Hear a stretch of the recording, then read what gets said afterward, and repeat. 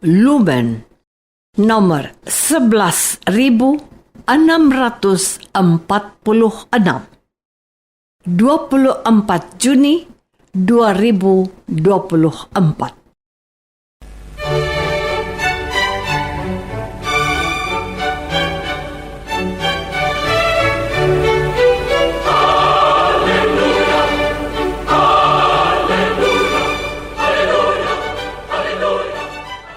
Saudara pendengar di segenap penjuru tanah air, selamat bergabung dengan Lumen Indonesia. Lumen Indonesia siap melayani Anda setiap hari. Saudara terkasih, marilah kita bersatu dalam Tuhan kita Yesus Kristus yang tidak berubah dahulu, sekarang, dan selama-lamanya. Allah Sang Maha Rahim mengasihi dan menerima sebagaimana adanya kita.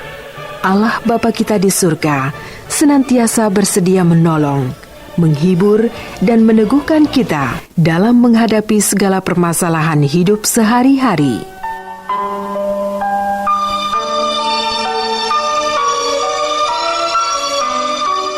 Saudara-saudari, marilah kita mendengarkan renungan dengan judul Hari Kelahiran Santo Yohanes Pembaptis.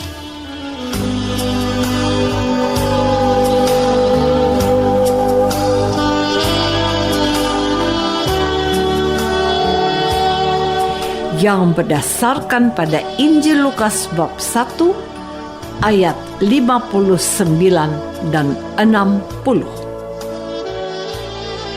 Maka datanglah mereka pada hari yang ke-8 untuk menyunatkan anak itu, dan mereka hendak menamai dia Sakaria menurut nama bapaknya. Tetapi ibunya berkata, "Jangan, ia harus dinamai Yohanes."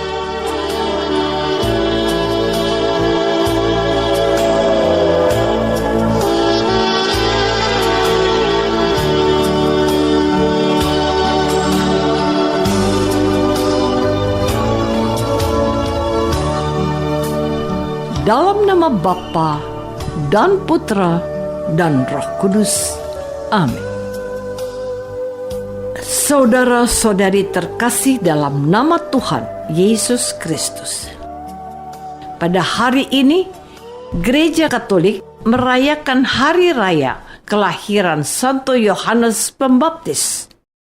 Yohanes Pembaptis dikenal sebagai tokoh yang mengakhiri zaman Perjanjian Lama dan mengantar umat beriman menuju zaman Perjanjian Baru.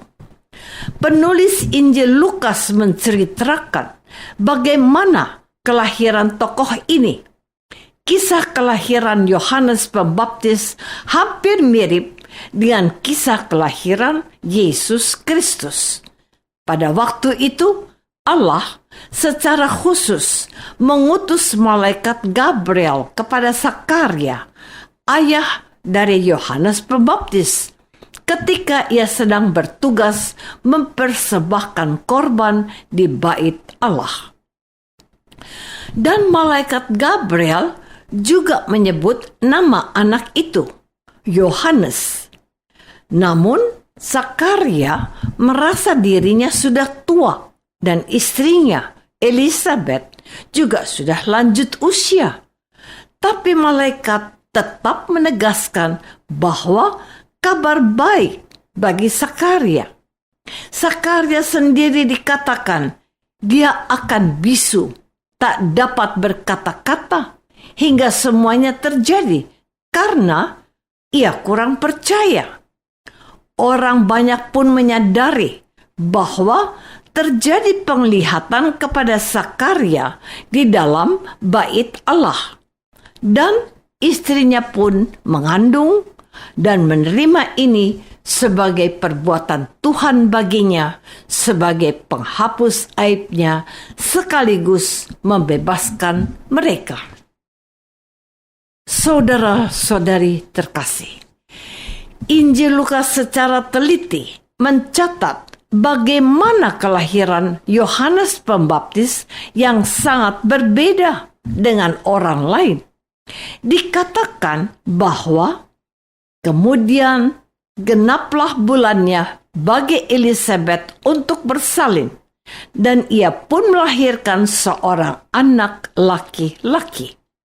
Ketika tetangga-tetangganya serta sanak saudaranya mendengar bahwa Tuhan telah menunjukkan rahmat-Nya yang begitu besar kepadanya, bersukacitalah mereka bersama-sama dengan dia. Maka datanglah mereka pada hari yang ke-8 untuk menyunatkan anak itu, dan mereka hendak menamai dia Sakaria menurut nama bapaknya. Tetapi ibunya berkata, "Jangan, ia harus dinamai Yohanes." Kata mereka kepadanya, "Tidak ada di antara sanak saudaramu yang bernama demikian." Lalu mereka memberi isyarat kepada bapaknya untuk bertanya nama apa yang hendak diberikannya kepada anaknya itu. Ia meminta batu tulis, lalu menuliskan kata-kata ini. Namanya adalah Yohanes. Mereka yang mendengar merasa heran.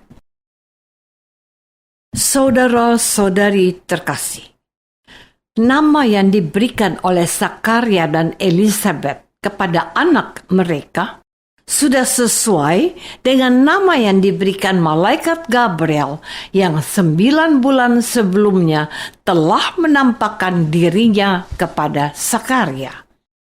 Anak yang dinantikan oleh Sakaria dan Elizabeth akan diberi nama Yohanes, artinya Tuhan Maha Rahim.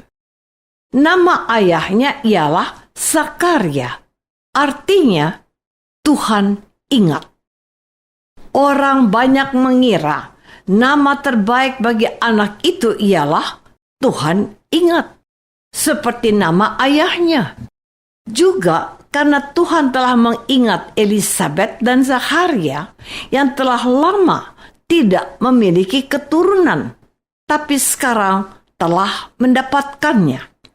Tapi itu tidak cukup. Sang anak mesti dinamai Tuhan Maha Rahim. Begitulah yang diberitahukan malaikat Gabriel.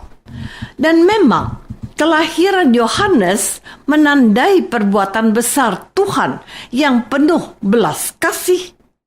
Pada saatnya nanti, Yohanes akan tampil sebagai tokoh penting yang mendahului Yesus.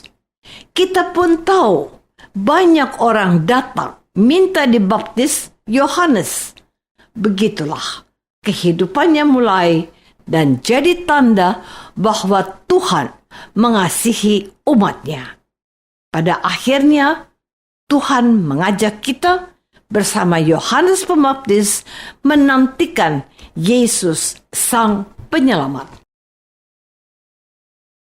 Saudara-saudari terkasih, yang patut kita renungkan pada hari raya kelahiran Yohanes Pembaptis adalah keajaiban dan kuasa Allah yang tidak terbatas.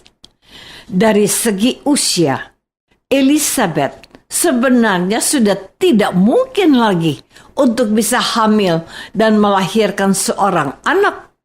Seakan-akan semua sudah tertutup dan selesai.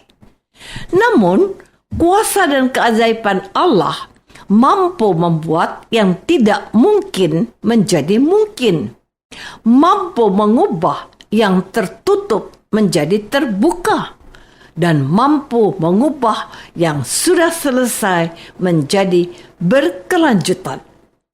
Maka dari kisah ini kita dapat belajar banyak hal. Mungkin ada di antara kita yang sudah merasa putus asa dan berpikir bahwa semuanya telah tertutup rapat tanpa ada jalan keluar. Tetapi selama kita masih percaya dan mengandalkan Tuhan dalam kehidupan kita, maka apapun bisa terjadi jikalau Allah yang menghendakinya. Namun, satu hal yang juga perlu kita ingat, bahwa Tuhan sendiri bebas melakukan apa saja yang Dia kehendaki, dan tidak seorang pun yang dapat memaksa Allah. Kita hanya bisa memohon dan berharap.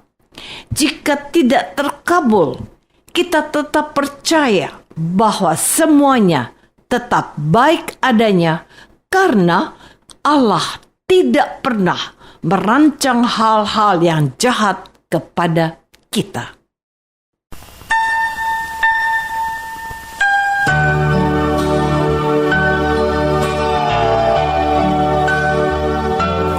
Marilah kita masuk dalam saat hening sejenak untuk meresapkan renungan yang baru saja kita dengar bersama dalam kehidupan iman kita masing-masing.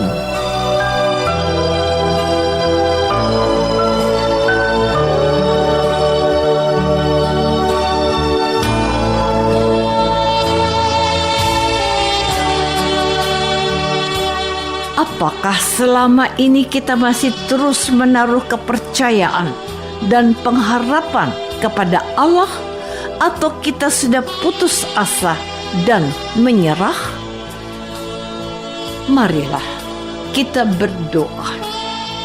Tuhan Yesus Kristus, Yohanes Pembaptis lahir berkat keajaiban dan kuasa Allah yang tidak terbatas.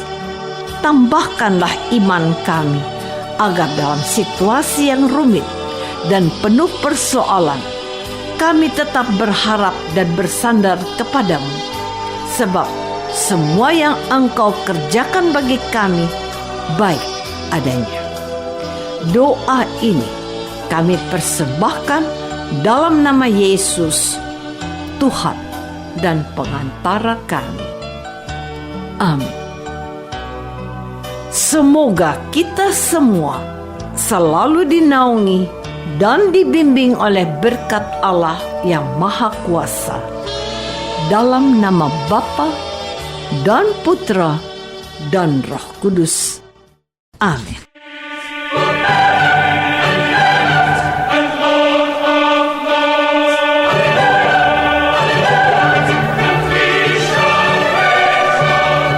Dengan penuh kasih dan sukacita, Lumen Indonesia mengundang saudara-saudara seiman di segenap penjuru tanah air. Sekiranya ada tanggapan ataupun saran, kirimkan surat Anda ke Lumen Indonesia. Terima kasih atas perhatian Anda. Sampai berjumpa lagi dengan Lumen Indonesia pada waktu dan gelombang yang sama esok hari.